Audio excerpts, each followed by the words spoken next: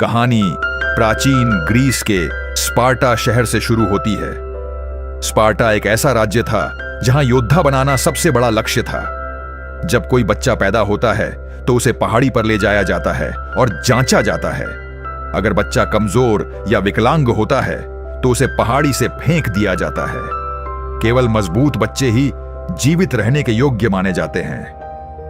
यह एक क्रूर परंपरा है, लेकिन स्पार्टन मानते हैं कि केवल इसी तरह से शक्तिशाली योद्धा बनाए जा सकते हैं। जब बच्चे 7 साल के होते हैं तो उन्हें परिवार से अलग कर दिया जाता है। उन्हें कठोर प्रशिक्षण शिविर में भेजा जाता है। वहां उन्हें लड़ना, दर्द सहना और बिना किसी भय के मरना सिखाया जाता है। यही स्पार्टन संस्कृति है, मजबूती, अनुशास। हमारे मुख्य पात्र किंग लियोनिडास की कहानी शुरू होती है। जब वह केवल एक लड़का था, उसे भी इसी कठोर प्रशिक्षण से गुजरना पड़ा। एक दिन उसे एक परीक्षा दी जाती है। उसे अकेले बर्फीले पहाड़ों में भेजा जाता है। वहां उसे एक विशाल भेड़िए का सामना करना पड़ता है। यह कोई सामान्य भेड़िया नहीं है, यह एक राक्षसी जानवर है। युवा लियोनिडास के पास केवल एक भाला है। वह डरता नहीं है, वह भेड़िए से लड़ता है। लड़ाई बेहद भयानक और खूनी होती है। अंत में लियोनिडास भेड़िए को मार देता है। वह खून से लथपथ होकर लौटता है, लेकिन विजयी है। इस समय दुनिया में सबसे बड़ा साम्राज्य पर्शिया, फारस का है।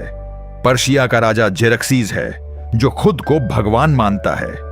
जेरक्सीज की विशाल सेना पूरी दुनिया को जीत रही है। वह यूनान, ग्रीस को भी अपने अधीन करना चाहता है। जेरक्सीज की सेना में लाखों सैनिक हैं, पैदल सेना, घुड़सवार, हाथी और विशेष योद्धा।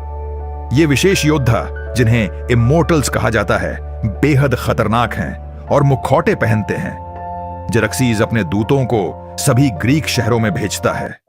वह मांग करता है कि सभी उसके सामने घुटने टेकें। ज्यादातर ग्रीक शहर डर के मारे झुक जाते हैं, लेकिन स्पार्टा अलग है, अहंकारी व्यक्ति है। वह किंग लियोनिडास के सामने खड़ा होता है और मांग करता है कि स्पार्टा भी जेरक्सीज के सामने झुके। दूत कहता है, हमारी सेना इतनी विशाल है कि हमारे तीरों से सूरज ढक जाएगा। लियोनिडास शांत रहता है। दूत आगे कहता है कि अगर स्पार्टा नहीं झुकता तो जेरक्सीज की सेना आकर सब कुछ नष्ट कर देगी। लियोनिडास अपने सैनिकों की ओर देखता है, फिर दूत की ओर मुड़ता है। दूत की आंखों में घमंड है। लियोनिडास पूछता है, तुम मुझसे घुटने टेकने को कह रहे हो? दूत हां में सिर हिलाता है। तभी लियोनिडास गुस्से से चिल्लाता है, यह स्पार्टा है, और दूत को एक गहरे कुएं में धकेल देता है। दूत को मारने के बाद लियोनिडास जानता है कि युद्ध अपरिहार्य है। वह अपनी सेना को तैयार करना चाहता है, लेकिन स्पार्टा में एक समस्या है, धार्मिक पुजारी, जिन्हें एफोर्स कहा जाता है। ये पुजारी देवताओं से परामर्श करते हैं और बताते हैं कि कब युद्ध लड़ना चाहिए।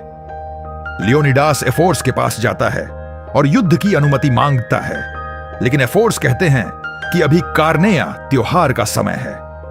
इस पवित्र समय में स्पार्टन युद्ध नहीं लड़ सकते। लियोनिडास को गुस्सा आता है। वह जानता है कि यह देरी घातक हो सकती है।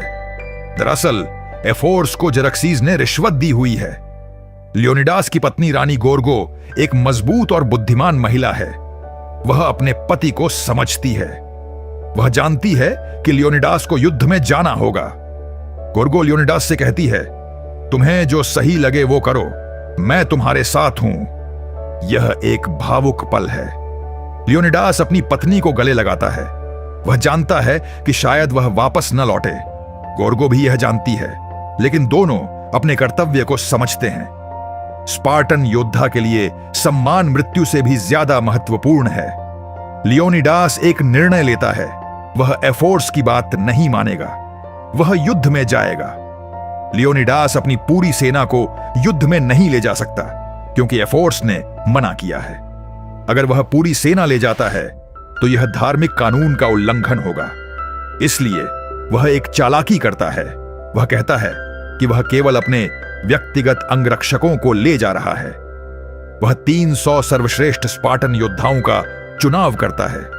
ये 300 योद्धा स्पार्टा के सबसे कठोर, सबसे प्रशिक्षित और सबसे निडर सैनिक हैं। हर एक ने अपने जीवन में सैकड़ों लड़ाइयां लड़ी हैं। हर एक मरने के लिए तैयार है। लियोनिडास उन्हें संबोधित करता है। वह कहता है, आज हम एक ऐसे युद्ध में जा रहे हैं जहां से शायद हम वापस न लौटें, लेकिन हमारा नाम हमेशा के लिए अमर हो जाएगा। सभी 300 योद्धा अपनी ढालें जमीन पर पटकते हैं। लियोनिडास और उसके 300 योद्धा थर्मोपाइली की घाटी की ओर निकल पड़ते हैं। थर्मोपाइली एक संकरा रास्ता है जो पहाड़ों के बीच है।